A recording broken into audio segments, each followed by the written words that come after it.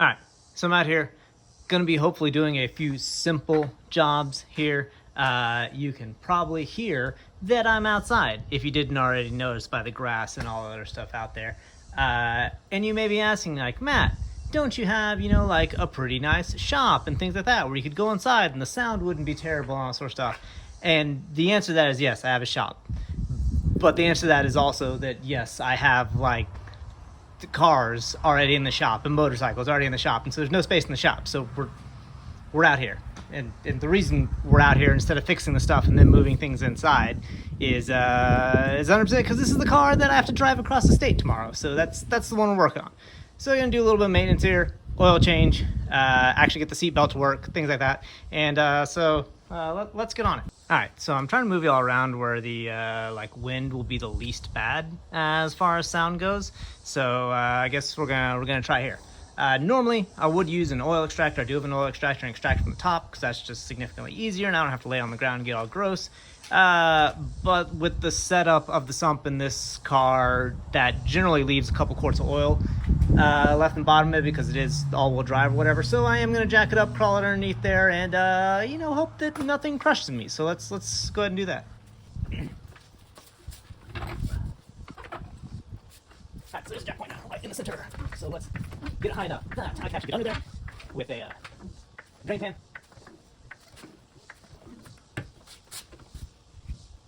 Alright. Surely that's not going to kill me, right? Yeah, most likely. Alright, gonna slide the drain pan in from the side here. Yeah.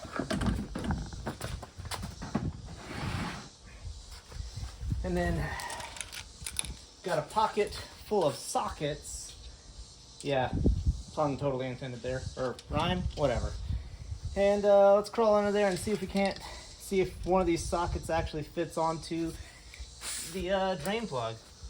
And let's see if I can pretend like I actually know what I'm doing. Well, oh no way, did I get it right the first time? Oh snap, I did. Apparently I didn't need those other 3 sockets. It was 13 right off the bat. So let's break this guy loose. Also, this should be on jack stands. Don't do this.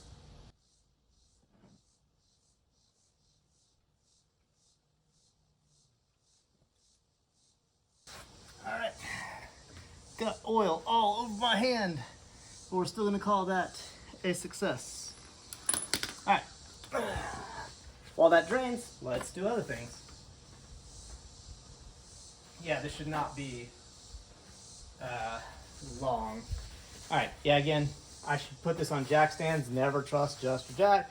It is hydraulic, it could fail, but again, so could your jack stands. So really, you gotta just, know what kind of risks you're willing to accept.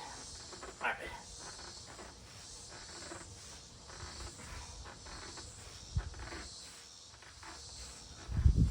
Alright.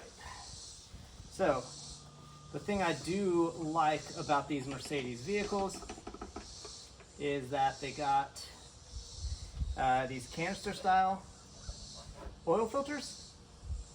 Alright, and I am all out of gloves.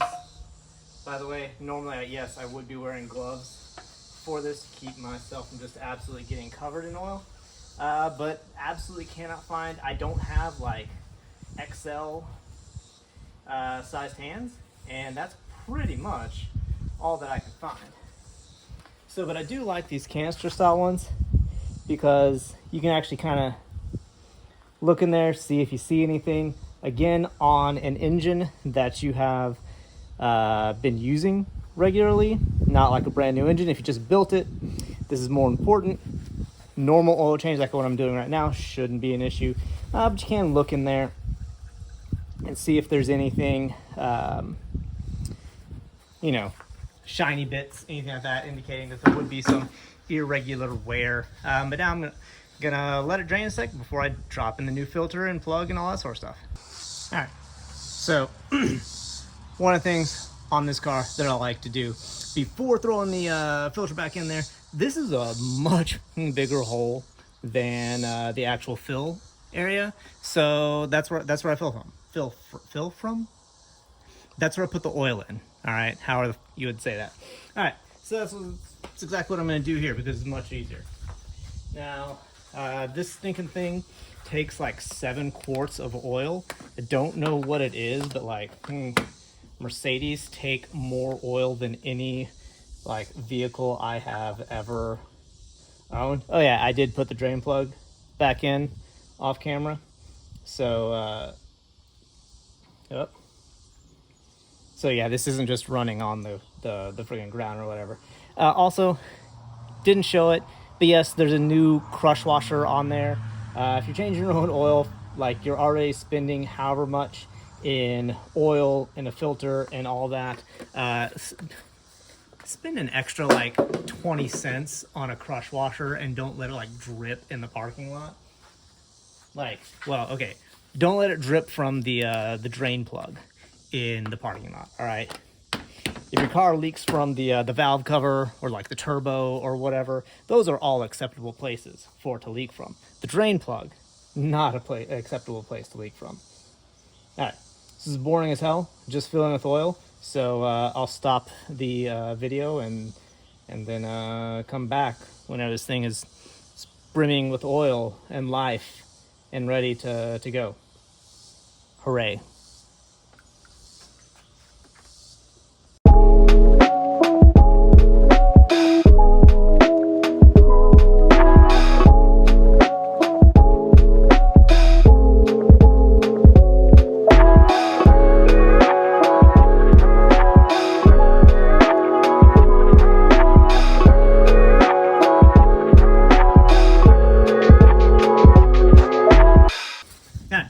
Everything's back together. Well, okay, I don't have the covers on like the air filters and stuff like that because I took a look at the air filters and made sure that they were not, full of garbage and stuff like that. They look fine. I'll put them back on here later. Won't do that on camera because that's even more boring than an oil change. But whatever. All right. So one of the things I was mentioning was looking at the oil filter. Again, I'm going to reiterate: if your engine is not brand new, looking in the oil filter is kind of pointless. Just something that I habitually do because this is the nicest car like I've ever like worked on. Normally everything I drive is like it's a coin toss and whether or not the engine's going to explode on the way to work. But hey, so habits are habits, but whatever. All right. The thing that I do recommend for everyone, cutting your oil filter open, not necessary, but there's this company. Can't tell. Yeah, there we go.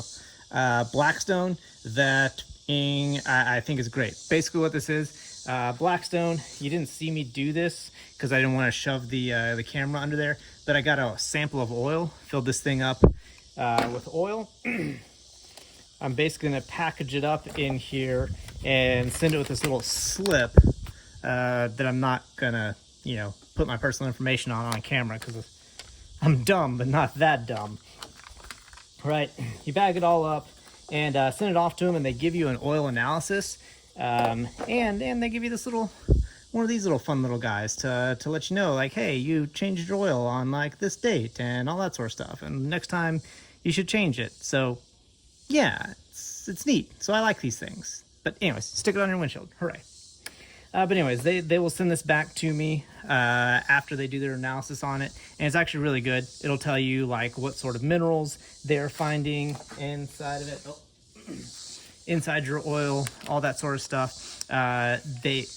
Even if you are not overly like versed in cars, you're like, well, I don't know what the hell like aluminum shavings in my oil means or whatever, excessive iron, anything like that. They actually like send you a little thing that tells you like, hey, this looks healthy, or hey, your engine has like the valve train has a lot of zinc in it, and there's a lot of zinc in your oil samples, so that's probably bad.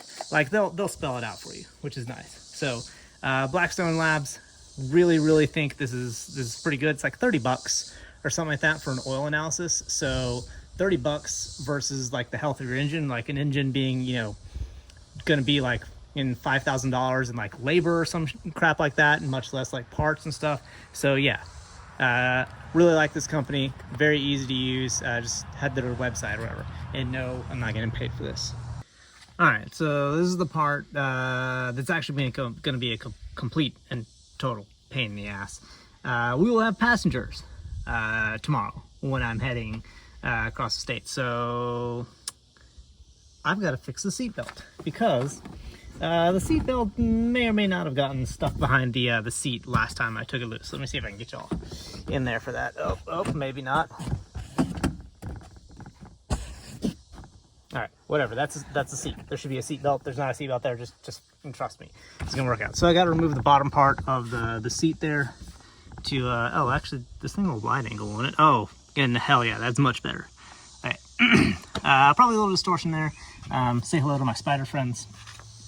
All right, but gotta take this loose. So let's get to it. It's gonna be pretty straightforward for the first part.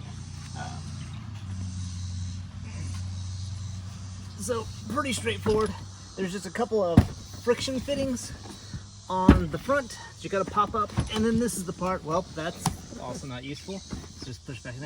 I have to push it like back in and unhook it, and this part is the part I always have trouble with.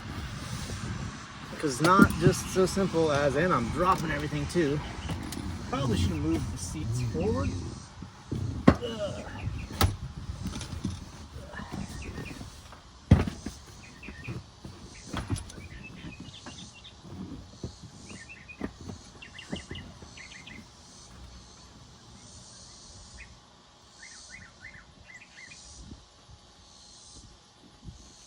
Yes, there is yet another project car on the other side of me. Don't judge me. There we go. All right, there's one side. Let's see if I can get the other. I'm gonna have to move y'all. Close enough. Good enough. Yeah, so what I'm doing, I have to push it back and like get it off a hook. You know, oh, there we go. All right, cool. Both sides off. Now, I can actually, oh, I'm gonna actually have to, I was hoping I wouldn't have to do this, but let me show it. All right, so that's the anchor for the seat belt. You can see that the seat belt is going like right behind the seat. I'm gonna have to pop that. Ooh, that you can't see that with the shadow. Yeah, I'm gonna have to pop that guy off and then pull him around. So let me get me a Torx wrench and get that taken care of. All right, so as you can see, I've gone ahead and removed that. Oh wait, sorry, so much lens flare. Gone ahead and removed that little bolt from here, and now, oh look at there, seat belt in front of the seat. Heck yeah, that's some quality work there, if I may say so myself. Very carefully done. A lot of yanking and pulling. Also, if you're wondering why there's so much corrosion under here, I did not do this. When I bought it, it was this way. This thing like got run in the lake. Like it's a salvage vehicle, so you know I think it's pretty nice for salvage vehicle. All right, another thing, just want to show you real quick. So you can see here we've got these. I guess they're copper. That's my guess.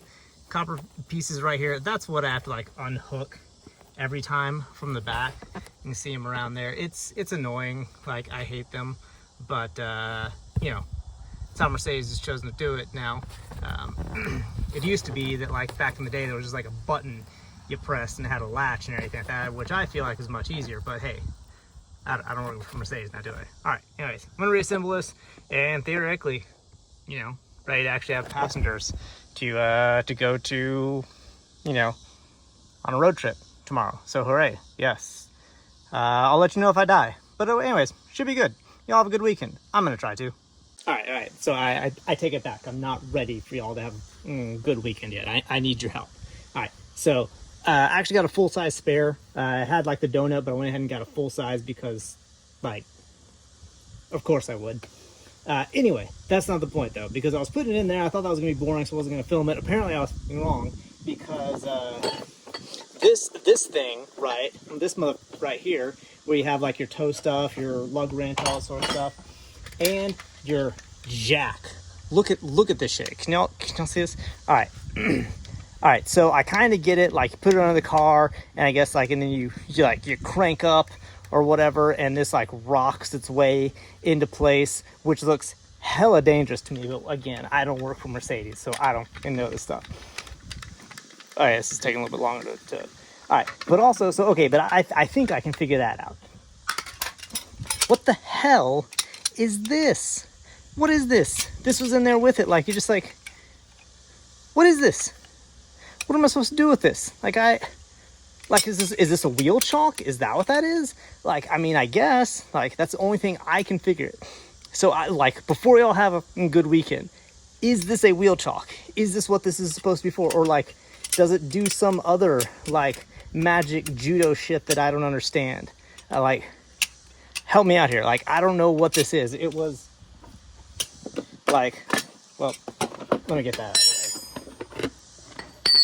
Like, it was wedged like in a little like tire box, like right there. I had never seen it before because it just looks like it's part of the box. And then like I accidentally hit it and realized it was metal, and I was like, the rest of this is just plastic. So yeah, I guess I have a wheel chalk. If it's not a wheel chalk, I don't know what the hell it is. But anyways, now that I've given y'all an assignment, like, if anybody knows what the hell this is, like, please let me know, because I'm dumb. I really probably should not be owning nice cars, so I'm just too dumb for it. But whatever, help me out.